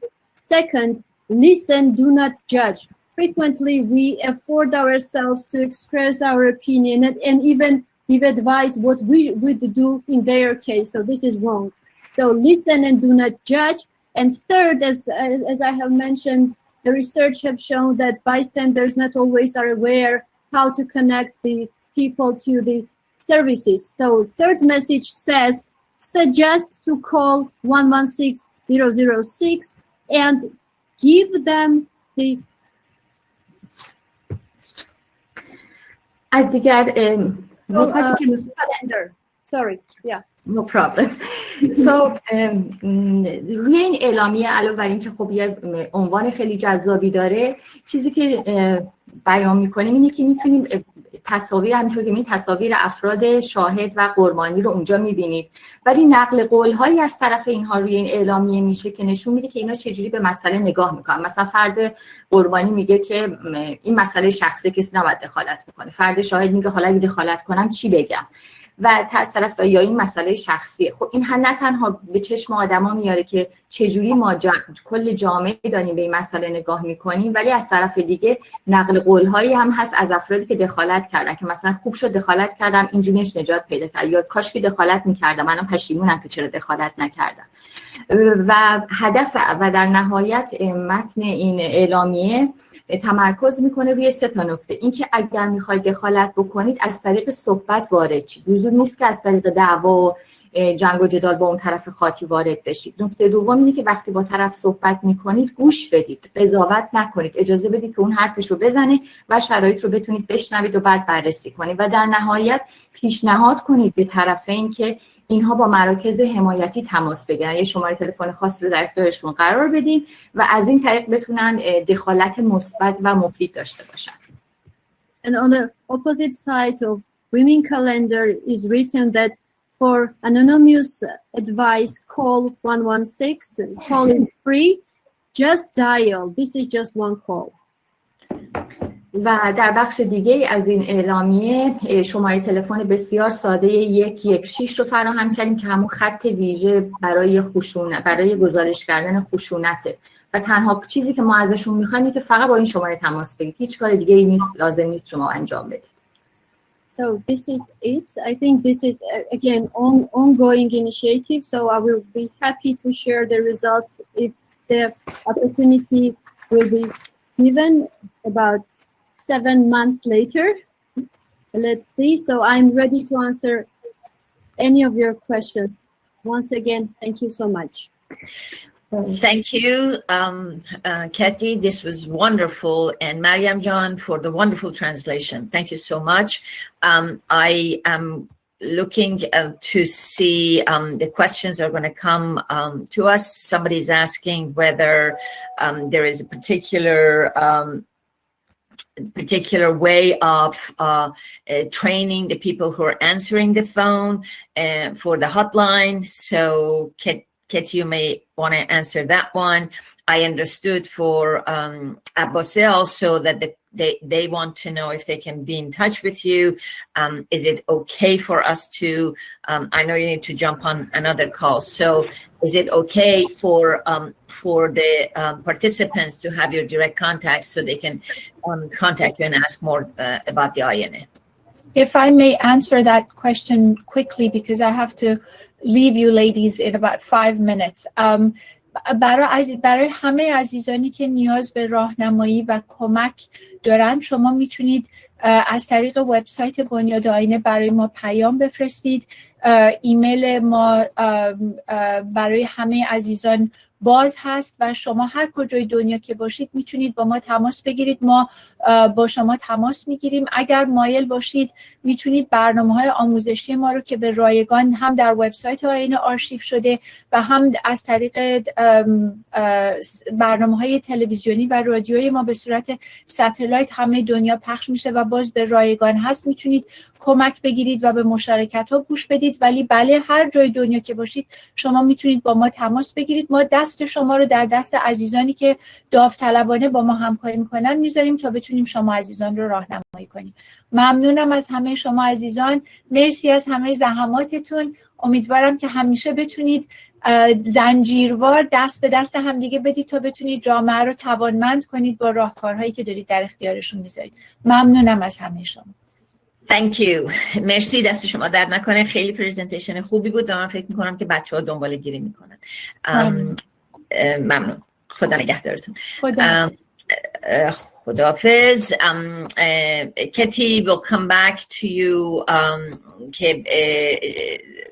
Give us the answer on is there special training for the people who receive the hotline calls? The training actually, thank you for the question. So trainings included empathy training, how they should deal with the incoming call and how to manage the situation, which is quite different in some cases, and how they and also they were taught. It is very hard for hotline operators to control their emotions, and they were taught how not be affected by the situations they have here the whole day and not go back home with this heavy aftermath. So they were taught on one side how to deal with the empathy to the respondents who were calling and how to go back home free from this heavy aftermath of this hotline exercise they experience every day. And plus, what I did, I provided them. Katie, let Mariam translate, please. Sorry. Thank you. یکی از سوالاتی که شده بود این بود که چه روش تعلیم و یا محتویات تعلیماتی که بین افرادی که تلفن خط ویژه رو پاسخ میدن چی هست. خانم کتی گفتن که ما به دو شکل به این افراد در دو جهت بهشون آموزش میدیم. یکی این که با این افرادی که تماس میگیرن حس همدردی داشته باشن که اونها تشویق بشن که تماس بگیرن و بیشتر اطلاعات بدن. اما از طرف دیگه بهشون یاد دادیم که چجوری احساساتشون رو کنترل بکنن که تحت تاثیر قرار نگیرن، چون اینا در تمام طول روز بعد جواب این تلفن‌ها رو بدن و فشار روانی و عاطفی بسیار زیادی رو متحمل میشن و بهشون یاد دادیم که چجوری شرایط مختلف تماس رو بتونن مدیریت بکنن، برای اینکه با اینکه همه دچار خشونت خانوادگی میشن ولی وضعیت بحرانی یک فرد با فرد دیگه خیلی متفاوت داره. بنابراین از دو سو هم بهشون حس همدردی رو یاد میداریم و همین که کنترل بکنن و خودشون شخصا تحت تاثیر اونقدر قرار نگیرن که وقتی رفتن خونه روی خانواده خودشون تاثیر بذاره. Go on, Katie. You're mute. Yes, and in addition, what I did also, I have developed the decision map, which actually provide the hotline operators how to behave, starting of identification, who is calling, for instance, bystander or victim herself, how they should recognize the situation. So whether there is any danger for life or not. Even I provided them with suggestions to listen how the caller is reading. So if they can speak logically or not. So this is the whole decision map, which provides them with a guidance, including even in some cases with the quotes they should use when to encourage the bystanders to report and say more and stay on contact as well. راه دیگه‌ای که من در استفاده کردم در تعلیم این افراد تهیه یک نقشه تصمیم گیری بود. به چه شکل؟ یعنی که بهشون مثل یه دونه برگه یک صفحه‌ای بهشون گفتم که چجوری تشخیص بدید که کسی که تماس گرفته آیا خود قربانیه یا شاهد قربانیه. دومی که تشخیص بدید این شرایطی که الان اون فرد توش هست خیلی بحرانیه، ممکنه مورد خطر جسمی یعنی مرگ قرار بگیره، یا نه چیزی هستش که اونقدر خطرناک نیست، چون هر کدوم از اینا یک مدیریت خاصی میخواد. سومی که بهشون یاد میدادم که متوجه بشن که کسی که تماس گرفته طرز فکر و برخورد و روشش چجوریه در نقل قول، آیا واقعا منطقی فکر میکنه، آیا اونقدر تحت استرس که حرفای بی ربط میزنه، چون باز این هم در مدیریت بحران کمک میکنه. و تمامی اینها همراه شده بود با یک راهنمایی‌های خاص و حتی در بخشی از این نقشه تصمیم گیری من نمونه‌های پاسخ رو براشون گذاشته بودم که اگه مثلا تحت فشار قرار گرفتن نمیدونستن چی بگن، سریع بتونن از این نمونه‌ها استفاده کنن و حداکثر اطلاعات رو از فرد تماس گیرنده بگیرن و در عین حال طوری با اون فرد رابطه برقرار بگیرن که بتونن شماره تلفنی یا راهی پیدا کنن که بعد بتونن تماس بگیرن و ببینن سرنوشت اون فرد چی شد که بتونن کمکش بکنن. Please. Thank you so much. I have a question for Cheryl. If there is anything else, Katie, that you want to quickly add, just a second. Okay. Thanks so much. Cheryl, the folks want to still know more about particulars of your work with the Moroccans. So could you, for example, come up with an example of one particular segment of the Islamic law that you were able to influence? Again, you met with this incredible team and all, but sort of they want to know a bit nitty-gritty of it. So give me a second, let me say that in Farsi.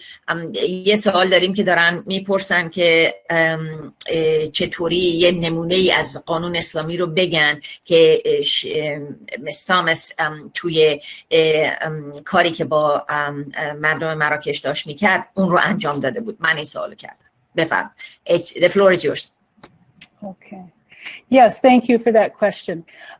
So the goal of our partners, Mobilizing for Rights Associates, was to draft a brand new law that would be part of the law of the parliament, and that wasn't that did not exist before, and that's what passed in 2018 that I was talking about. That had some strong points, but had a lot of gaps. Now, I would suggest that if you're interested in particular the family law that's governed by the Islamic law and principles, that you be in contact with Mobilizing for Rights Associates, because they are really more informed about how to balance out and complement the Islamic law with the civil law. So they actually did. If you, I don't have the citation at my fingertips, but they did make reforms on their own. Now, we weren't involved in that, but they did make reforms to the family law that included some autonomy for women in their marriages and with custody of their children that passed probably at least 10 years ago. So they're doing work on both the family law that's governed by the more by the Islamic code, and then the criminal and civil, the separate criminal and civil comprehensive Violence Against Women Act. Mariam Jan, do you want me to do this? Go ahead. Sure. قانون جدیدی که در مراکش به تصویب رسید قانون بسیار جدیدی، یعنی قبلش هیچ قانونی شبیه هم وجود نداشت و در موردش هم توضیحات کامل داریم. در مورد این قانون خانواده، در واقع قانون خانواده با توجه به قوانین اسلامی و شریعت، خانم شریف زیاد اطلاعات ندارن و توصیه میکنن که با همون گروه NGO در مراکش تماس گرفته بشه و میگن خود اونها بدون در واقع نظرخواهی از خانم شریف که خب اطلاعی هم نداشتن، خود اونها تونستن یه قوانین فعلی در واقع قوانین جاری خانواده که بر اساس شریعت توی مراکش بود رو طوری تغییر بدن که در واقع تعاملی بین قوانین اسلامی و مدنی باشه، به شکلی که زن‌ها بتونن حق بیشتری در مورد حقوق خودشون و همینطور در مورد حق حضانت بچه‌هاشون داشته باشن. مرسی مریم جان. Yes, I think that was good. We passed on the message. There is a question about the cultural issues and how would it, how would one overcome the culture of people not allowing or not permitting themselves to act as a bystander or to do something as such. If okay with you, Kitty and Cheryl, I will take this one because I do work also in people that is just going like, wait a minute. And I can just go ahead and answer that in Farsi. Is that all right with you guys? Okay.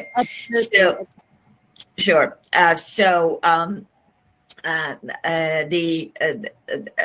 سوالی که توی این چت اومده این هستش که مسئله فرهنگیه، نمیدونم مسئله فرهنگ به ما اجازه نمیده که با چیزی بخوایم بریم قاطی کرده باشیم خودمون رو توی آدمای دیگه، زندگی کسای دیگه بهمون میخندن یا قدرت نداریم یا اینجور چیزا. نظر من که خود من هم اقلا 30-40 ساله دارم توی این زمینه کار میکنم، واقعا این هستش که وقتی که مردم میخوان میرن قایم میشن پشت مذهب و پشت فرهنگ، این بهانه است.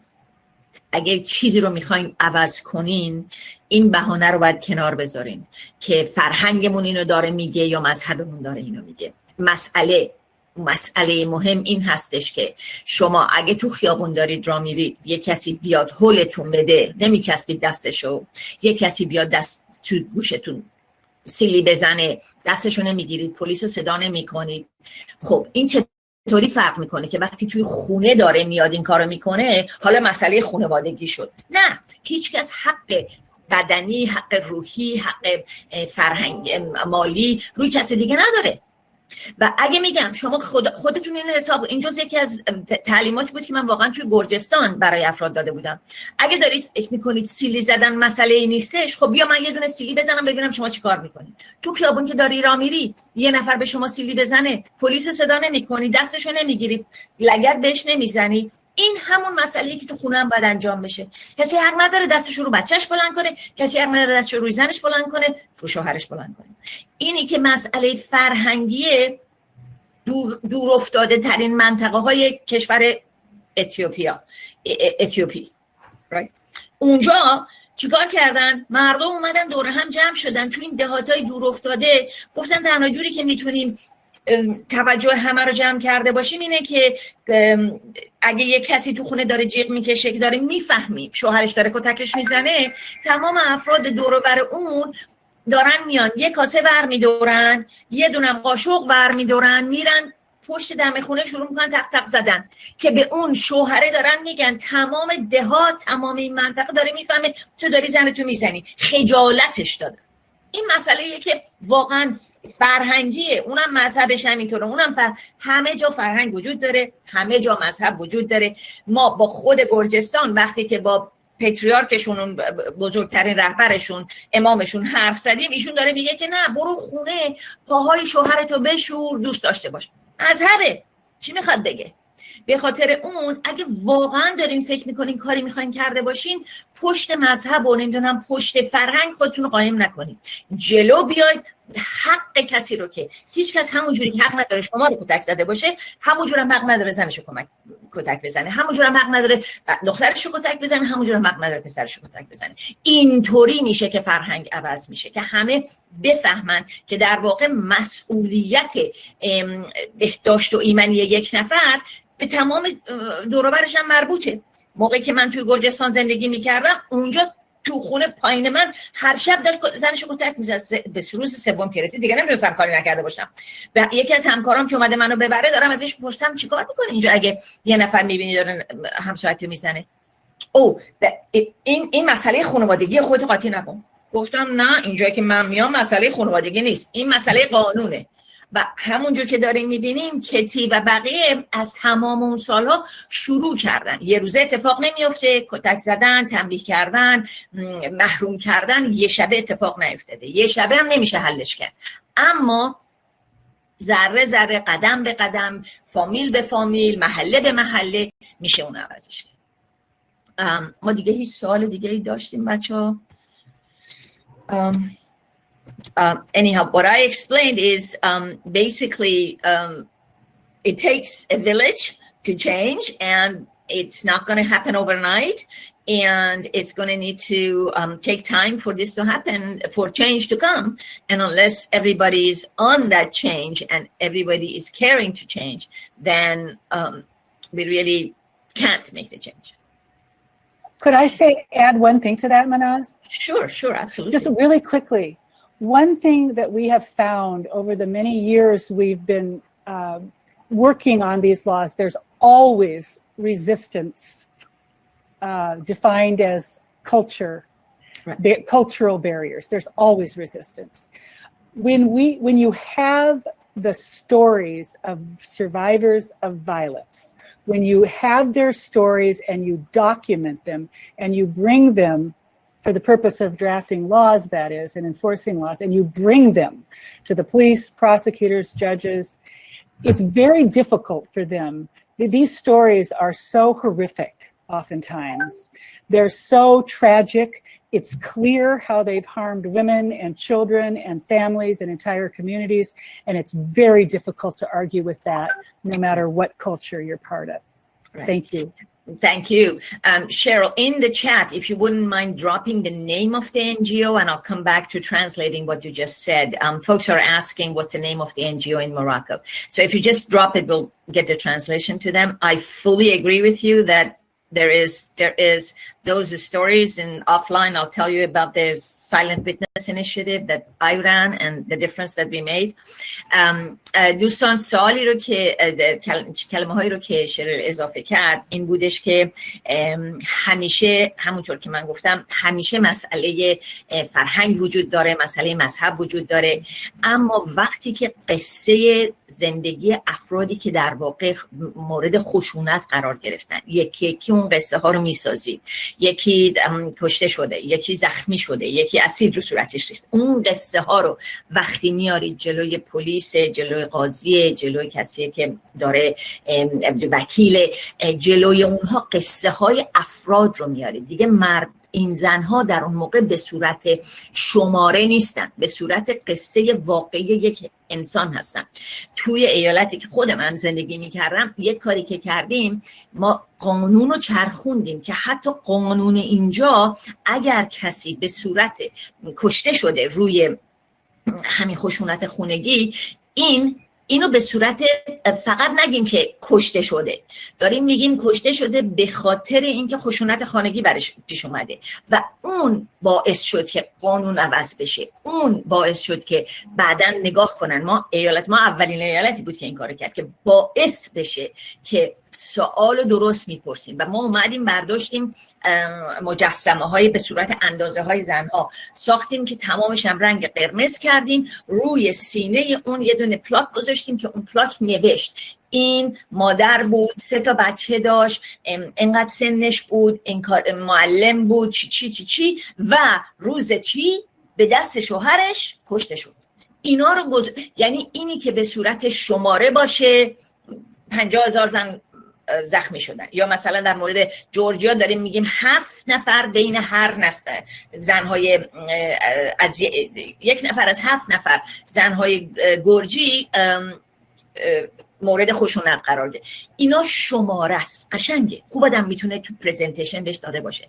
ولی اگه واقعا میخواید قانون عوض کنید، اگه واقعا میخواید اثر داشته باشه، میشه عکس اون صورتی که روش اسید ریخته شده، میشه اون زنی که کتک خورده نمیدونم سر 70 سالگی از در خونه انداختنش بیرون که شوهرش رفته میخواسته زن جوان بگیره. اونها میشه که داره جواب میده، اونها میشه که مغز و اثر میذاره، جامعه رو اثر روش میذاره. این چیزی بود که شریل گفت، این چیزی که منم خودم واقعا بهش معتقد هستم و در واقع میتونیم این جور کارها رو دنبال گیری کرده باشیم که واقعا افراد پشت فرهنگ و اینا قایم نشده باشن. Thanks Cheryl, I see that you put the address. Azar John, I think the address is in the chat if you want to give it to others. And any other question, it's there that I'm missing? Oh. To give cultural education, then change law, or should both be at the same time? You can change. This question was to me. مینا جون، من سوالتو به فارسی جواب میدم، میخوام همه فهمیده باشن. The question is, I will go back to Farsi. Mariam is leaving us because she has another meeting to attend. Thank you so much, Mariam John. You did a great job. You're grateful for all your effort and great for all your work. Thank you. Talk to you soon. Thank you so much, Miriam. Thank you. باعث افتخار من بود. خیلی ممنون. Good, nice to meet you all. Goodbye. Thank you. So so the question is it possible to give cultural education, then change law, or should be both at the same time? سوال این هستش که اول باید قانون فرهنگی رو درس داد و بعد رفت دنبال قانون درس داد. اینا همه باید با هم حرکت کنه. یکی رو نمیتونین نگه دارین بعدی رو حرکت بدین. اینا همه با هم راه میره. مردم آموزش میدین، براشون فکراشون رو روشن میکنین، بهشون میگین که چقدر کار خطرناکه. همون موقع هم دارید با اون کسی که قانون رو داره مینویسه، همونی که تو محله داره زندگی میکنه، ذره ذره همه رو باید با هم آورد. اینی که یکی رو انجام بدین یکی دیگر رو نگه دارین، اینطوری حرکت نمیکنه. همه جاهایی که واقعا تغییر به وجود اومده این بوده که از تمام اطراف حرکتش دادید. دخترها تونستن حرف بزنن، صداشون شنیده شده. پدر و مادرها فهمیدن که اگه دخترشونو دارن نمیدونم به جوان دارن شوهرش میدن چقدر براش خطرناکه، چه جوری میشه. باید مسئولان بهداشتی رو بیارید که بگه خطرش چقدر برای این دخترها زیادتره، مرگ میاد، نمیدونم بچه بعدی نسل بعدی همه چی میشه. شما دارید تمام المنت‌ها و قسمت‌های مختلف جامعه رو دارید به هم نزدیک میکنید که همه یک جور فکر بکنن. فکرشون راجع به فرهنگ باشه، فکرشون راجع به مذهب باشه، فکرشون راجع به قانون باشه. اینا رو همه افراد رو میارین جلو. این با اونها قدم به قدم شروع میکنی کار کردن. یه نفری نمیشه، یه دهاتو میخواد که واقعا ذهن رو روشن کرده باشید و یکی هم این که همه رو باید قاطی کرده باشین. For the two of you English speakers, I basically said it takes a village to raise and you need to include all elements of the stakeholders. So whether it's the religious person, it's a teacher, it's a public health person, parents, girls, every voice has to be in the room for cooperation and acceptance. Any one of you want to add on to anything to this? Otherwise, we're wrapping the webinar. Just quickly, I don't think you can separate them. In our trainings, when we are teaching police and prosecutors the technical tools to do their jobs better, you have to leave space for the transformational thinking part of how we view women and their human rights. Right. Ms. Thomas also added that pretty much as they ایشون اضافه کردن که هر چقدرم که دارین میبینین، حتی اونا که پلیس رو دارن درس میدن و دارن با نمیدونم قانونگذارا کار میکنن، همه اینا رو باید بیارین که اونطوری که فکر افراد باید عوض بشه، همه با هم باید بوده باشن و تمام مسائل مختلف جامعه و المنت های مختلف جامعه همه باید توی همدیگه بوده باشن که بتونین واقعا تغییر اساسی رو دیده باشین. Katie, any last words from you?